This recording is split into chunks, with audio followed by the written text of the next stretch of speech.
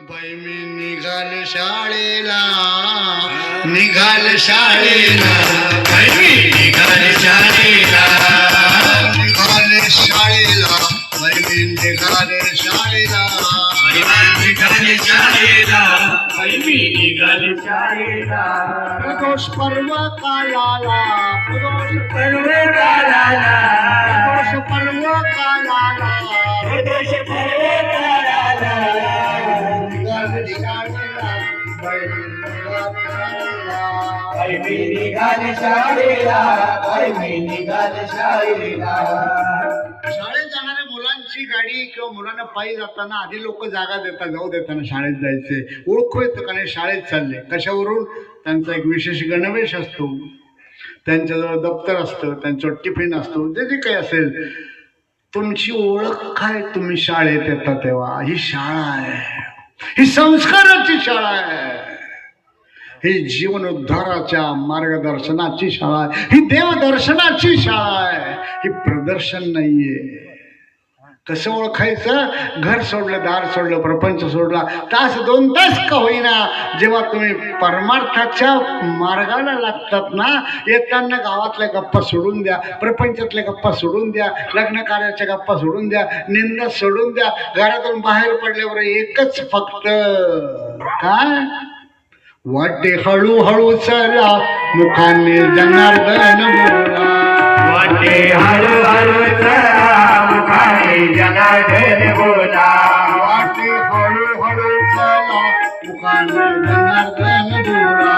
वाटे हळूहळू चला, मुखाने जनार्दन बोला. मुखाने जनार्दन बोला. मुखाने जनार्दन बोला. मुखाने शिव शिव बोला. मुखाने शिव शिव बोला. हळूहळू चला, मुखाने जनार्दन बोला. वाटे हळूहळू चला, मुखाने जनार्दन बोला. काही येऊ देऊ नका. शास्त्र कळत नाही, मंत्र कळत नाही, संस्कृत कळत नाही, वेद कळत नाही, उपनिषद कळत नाही, प्रमेय कळत नाही, काय कळत नाही, नाही कळू द्या. श्रद्धा तूप ठेवा, बद्ध ठेवा, विश्वास पक्का ठेवा. कारण हा प्रदोष आहे. चालता चालता गाईचं शेण पडलं आणि मोठ्याने लगेच उचललं. फक्त शेण नाही हातात येत, काय येतं? खालून पोपडा येतो ना. चालता चालता पडलेलं शेण लगेच उचललं तरी काहीतरी येतं हातात. मग प्रदोष पर्व कालतोय पौष महिन्यातला. या महिन्याचा महिमा सांगायचा राहून गेला. घड्याळ सांगू देत नाही मला. सांगू द्या. या पर्व कालावर, प्रदोष काळावर, प्रदोष वेळेला अवधूतेश्वर महादेवाचं दर्शन सद्गुरू जनार्दन स्वामी महाराजांच्या प्राण प्रतिष्ठित झालेल्या श्री विग्रहाचं दर्शन, भजन, प्रवचन, सत्संग, आरती, सत्कार, महाप्रसाद वाया जाईल का? तुझं आहे तुझं पाशी, पण तू जागाच. मला मंत्र कळत नाही, आम्हाला पूजा कळत नाही, कळण्या कळू द्या. मंत्रहीनम क्रियाहीनम भक्तिहीनम सर्वेश्वर यत् पूजितम मया देवम. तिरुपती बालाजीच्या अलीकडे एक गाव आहे, सुवर्णमुखी नदी. खूप मोठी नदी, आपल्या तापीसारखी. अलीकडे आहे. आधी ते लागतं, मग ते तिरुपती. त्या गावाचं नाव आहे कालास्ती. तिथं महादेवाचं मंदिर आहे, त्याचं नाव आहे श्री कालास्ती. तापीचं पात्र एवढं ते पात्र. नदीचं नाव सुवर्णमुखी नदी. आम्ही गेलोय, बाबाजीला घेऊन गेलोय, नंतरही गेलोय. त्या नदीच्या काठावर एक शिवलिंग आहे. त्या शिवलिंगाचं नाव श्री कालहस्ती. का नाव पडलं हे? तिथं श्री म्हणजे कोळ्याचा किडा होता. जंगल होतं, भयानक जंगल, कोणी जात नव्हतं तेव्हा तिकडे. त्यावेळेस झाडा झुडपाची धूळ आणि कचरा कुचरा त्या शंकराच्या पिंडवर पडू नये म्हणून रात्रभर तो कोळी नावाचा किडा, स्पायडर, तुम्ही काय ते म्हणता कोळी किडा, ते जाळवीन तो कोपऱ्यात असे वाघ्या. वाघ आहे तुमच्या गावात? वाघ्या म्हणता काय? असं कळलं तुम्हाला? तो जाळे विणते, असे किडे मकोडे अडकतात ना, ते जाळे विणायचा. सकाळी एक हत्ती यायचा, सुवर्णमुखी नदीत पाण्यात खेळायचा आणि ते सोंडेत पाणी भरून त्या शिवलिंगावर टाकायचं. ते जाळे जायचं तुटून. आता तिथे एक सर्प जंगलात, तो फार ऊन झालं का तिथे येऊन पिंडीला असं आवरण करायचा आणि फणी करायचा असा शिवलिंगावर. प्रदोषचा दिवस होता. भगवान शंकराची पिंड ती जंगलात कोणीच जात नव्हतं. याला माहित नाही हे काय, त्याला माहिती ते काय. तो कोळी किडा तेच करायचा. सकाळी हत्ती तोडून टाकायचा, दुसऱ्या दिवशी पाहतं तर काहीच नाही. कोण गेलं की सर्प निघून जायचा. आणि एक दिवस तिघांची गाठ पडली. प्रदोष पर्व काल होता आणि जाळ विंता विंता हत्ती आला आणि त्याने ते फर्र पाणी टाकलं. त्या कोळी नावाच्या किड्याला राग आला. शिव महापुराणात कथा आहे, माझ्या पदरची नाही सांगत मी. आणि त्याला इतका राग आला. बरं तो कोळी किडा केवढा, एवढा एवढा असता हरभरा एवढा, किती मोठा राहतं एवढा, शेंगदाणे एवढा जरा. तुमच्याकडे जर द्राक्ष बागायचे द्राक्ष खून मोठा असेल तर तो बारीक राहावं. हत्ती केवढा. आता हा काय लढाई करणार. रागाने त्याच्या सोंडेत घुसला आणि वरती चढ इथपर्यंत गेला. कडा कडा कडा कडा चावला. हत्तीला असंख्य वेदना झाल्या. भळभळ रक्त नाकातून सोंडीतून निघालं. हत्ती तारफडून तिथंच मेला. हत्ती मेला आणि त्या चिकट रक्तात अडकून हाही मेला. किडा वाघ्या ना जे असेल ते. तेवढ्यात ऊन चढलं म्हणून तो नाग आला होता आणि तो नाग त्या विटाळा घालून ते सावली करायला लागला. तो ते हत्ती घायाळ झाला होता. आग झाली होती म्हणून तो धडाधड पाय आपटीत होता, नाचल्यासारखा धडाधड. आणि तो नेमका नाग त्याच्या पायाखाली आला, तोच तुडून मेला. प्रदोषचा पर्व काल होता बाया हो. त्यांना मंत्र येत नव्हते, त्याने पूजा आणली नव्हती, त्यांनी काही आणलं नव्हतं, फुलं नाही बेल नाही काहीच नाही. पण त्यांच्या अकलीप्रमाणे करत होते, श्रद्धेने करत होते, सेवा करत होते. आणि तरीही पर्वकालावर शिवसेवा करता करता तिघांचाही मृत्यू झाला. भगवान शंकर प्रकट झाले. हर हर महादेव शंभो. हर हर महादेव शंभो काशी विश्वनाथ गंगे. हर हर महादेव शंभो. हर हर महादेव शंभो काशी विश्वनाथ गंगे. काशी विश्वनाथ गंगे. काशी विश्वनाथ गंगे. काशी अमरनाथ गंगे. काशी अमरनाथ गंगे. हर हर महादेव शंभो. काशी विश्वनाथ गंगे. हर हर महादेव शंभो काशी विश्वनाथ गंगे. त्या तीनही मृतदेहावर दिव्य मृतमय दृष्टी टाकली. दिव्य देह मिळाले. सांगितलं अरे केवढा त्याग केला तुम्ही. पण आम्हाला काहीच कळत नाही देवा. कळत नाही तेच बरं आहे. जे केलं ते खूप केलं. प्रदोष पर्व कालावर तुम्ही आलात, तुम्ही हे केली सेवा. तुटकी मुटकी तुम्हाला वाटतंय भोला प्रसन्न झाला. असं ती गिरीश्या कज्जल सिंधू पात्रे सुरतोरवर शाखा लेखनी पत्र मुरली लेखती यद गृहीत्वा शारदा सर्व कालम तदपि तव गुणानामेश पारम नयाति. अपारम परमोदारम. अपार आहे बोला, परम उदार आहे, परम उदार. त्याच्यासारखा कोणी उदार नाही जगात. आणि चतुर्वर्गस्य साधनम. किडा मकोड्यांचा सुद्धा उद्धार.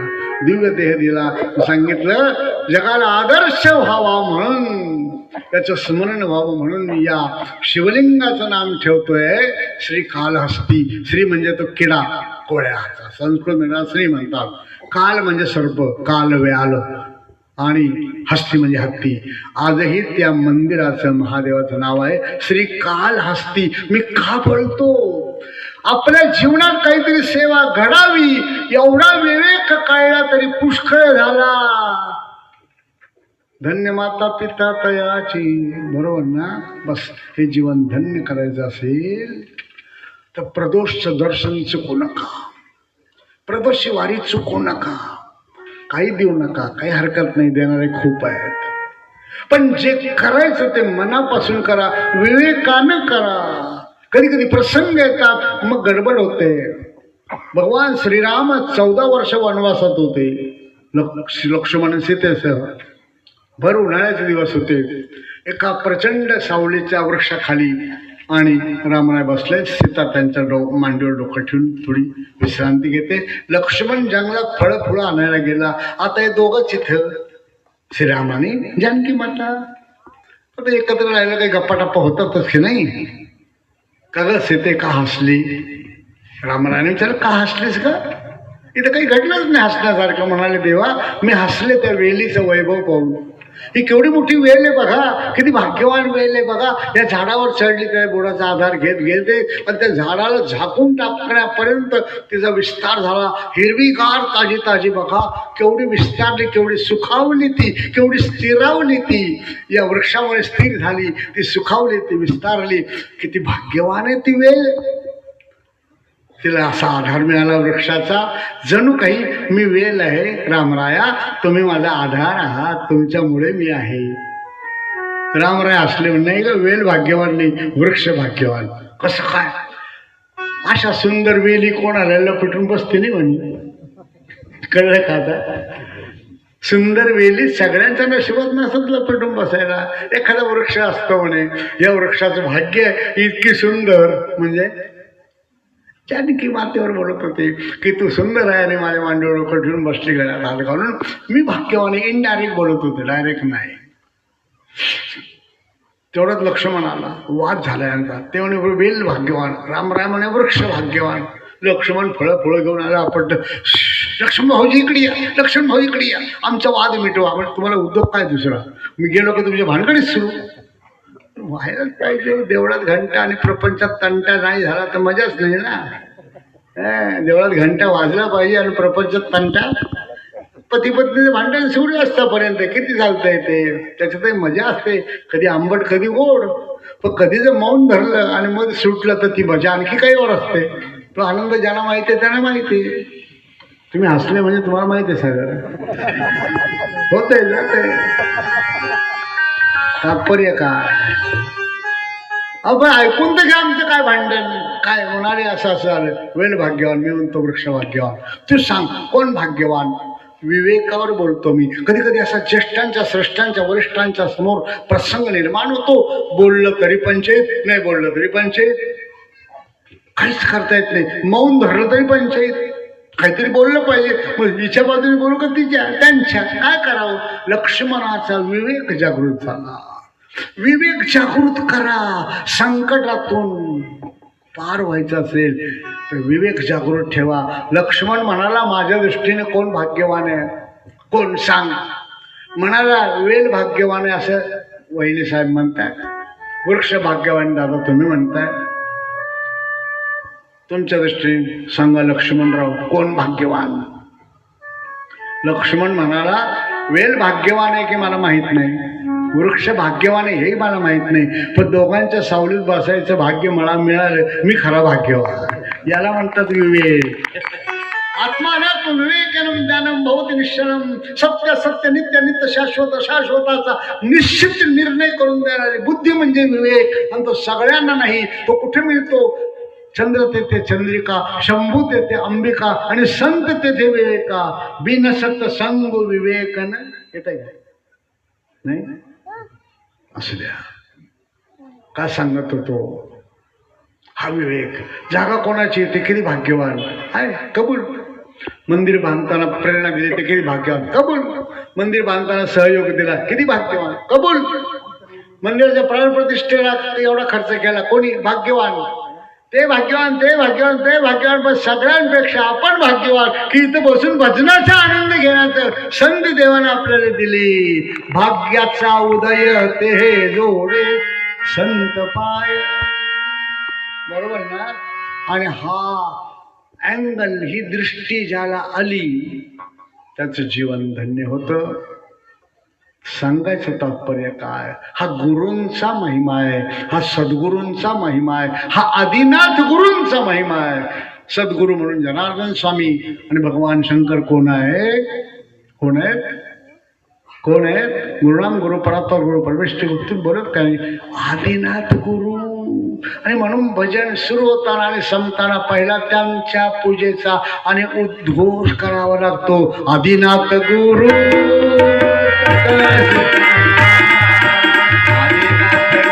गुरु सकळे जितांचा मच्छिंद्र तयाचा, मच्छिंद्र तयाचा, मच्छिंद्र तयाचा,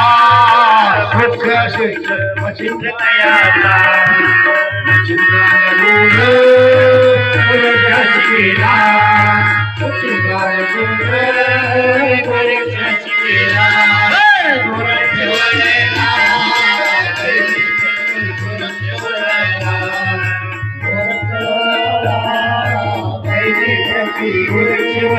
काही प्रसादे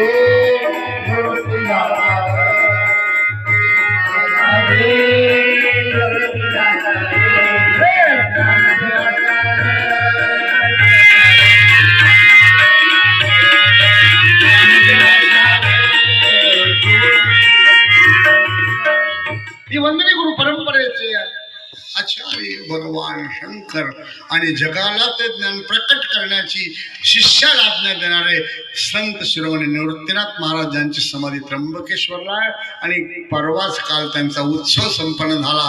3 दिवस साधू संतांचं भजन संकीर्तन प्रवचन ऐकून दर्शन घेऊन कुठे थोडीशी विश्रांती घेत होतो. पिशवीत पाहत होतो किती पुण्य जमा झालं, किती पुण्य झालं. तुम्ही लगेच बोलवलं बी ती पिशवी रिकामी करून टाकली इथे. वा रे धांडा, तुम्हाला येता येत नाही का यात्रेला? कुठल्या वेळेला काय करावं कळलं पाहिजे. विवेक म्हणजे काय? सत्य सत्य, नित्य नित्य, शाश्वता शाश्वताचा निश्चित निर्णय करून आपल्याला वाटतं आपला फायदा आहे. पण कधी कधी असा गाढवपणा होतो. एक कुंभाराची बाई आणि एक माळ्याची बाई मैत्रिणी होत्या. दोघी तशा गरीबच होत्या आणि निराधार होत्या. कुंभाराची बाई मडके विकायची आणि माळ्याची बाई भाजीच्या जोड्या. मग दोघींनी मिळून एक उंट भाड्याने घेतला. राजस्थानची गोष्ट आहे. एका बाजूला मडक्याची ते थप्पी ती बांधली उंटाच्या, एका बाजूला हिने आपल्या मेथीच्या जुड्या बांधल्या आणि दोघी घेऊन चालल्या. एक कुंभारीण आणि एक माळीण. माळीण पुढे चालली, कुंभारीण मागून उंट हुसकत चालली. आता मैत्रिणी खऱ्या, पण मैत्रिणीमध्ये कधी कधी गडबड होते. लय पैसे आले का लय माझ येतो या माळणीला म्हणे. आता काय करते, आता हिची गंमतच करते. माळीण पुढं चालली सरळ घेऊन, तिला माहित नाही मागे काय चाललं. ते उंटाची लांब मान, त्याने वास आला, मान फिरवली, ते मेथीच्या जुड्या दिसल्या. उपसली त्या गंठलं एक कबा कबा कबा खाली, दुसरी उपसली, तिसरी. कुंभारीण ती पण कुठे उचकिली त्याला. मरतच जाते, माझं काय जायचं, हीच मरण म्हणे. हिला पैसे मिळाले कडे गणगण करते म्हणे, खाऊ दे मरू दे. एक जुडी खाल्ली, 2 खाल्ली, 3 खाल्ली, 7-8 जुड्या खाल्ल्या. आता मेथीचं गटूड झालं कमी वजन आणि मडक्याचं वजन वाढलं. काय झालं असं, खाप दिवशी खाली पडलं. तिच्या तरी 100 पैकी 10 जुड्या गेल्या. हिचं काय झालं? मैत्रीत विवेक किती सांभाळा कळावा. व्यवहारातला कळावा, परमार्थातला कळावा, भक्तीतला कळावा, प्रत्यर्पणातला, सेवेतला आणि वारीतलाही कळावा. इथं येताना गप्पा मारत येऊच नका. लक्षात घ्या, ते पुण्य वेगळं आहे, वारीला येणंच वेगळं आहे. आणि वारीला येताना मुख एकटीच बाई आहे समजा, जोडीदार नाही, हरकत नाही, मनातल्या मनात करणं. याच्या इतकं भाग्य आहे काय? ज्याच्या मुखी जनार्दन तोची खरा पुण्यवान. ज्याच्या मुखी जनार्दन तोची खरा पुण्यवान. ज्याच्या मुखी जनार्दन तोची खरा पुण्यवान. ज्याच्या मुखी जनार्दन तोची खरा पुण्यवान. खरा पुण्यवान, तोची खरा पुण्यवान. तोची खरा भाग्यवान, तोची खरा भाग्यवान. ज्याच्या मुखी जनार्दन तोची खरा पुण्यवान. ज्याच्या मुखी जनार्दन तोची खरा पुण्यवान. पाहता सद्गुरूचे मुख तहान हरपली.